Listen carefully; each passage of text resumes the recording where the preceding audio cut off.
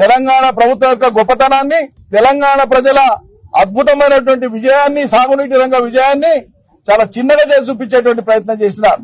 ఇది చెల్లుబాటు ఏం కాదు.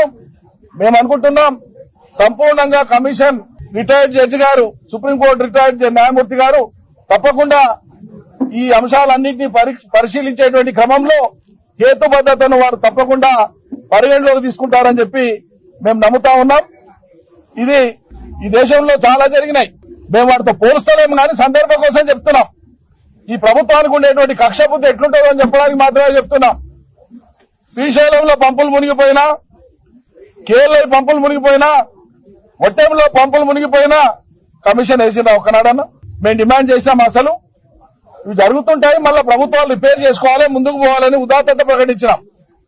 సాక్షాత్తు ప్రధానమంత్రి గారు ఇనాగరేట్ చేసిపోయినటువంటి ఓ భారీ వంతెన కుప్పకూలిపోయింది.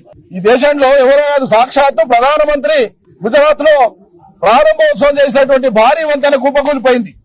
కమిషన్ వేసిందా కేంద్ర ప్రభుత్వం? రాష్ట్ర ప్రభుత్వం డిమాండ్ చేసిందా? మరి లేదే. అంటే మీ గత వైఫల్యాల కారణంగా తెలంగాణకు జరిగినటువంటి నష్టాన్ని తెలంగాణ రాష్ట్రం దేవం ద్వారా పూడ్చే ప్రయత్నం చేసిన కేసీఆర్ మీద మీ కక్ష.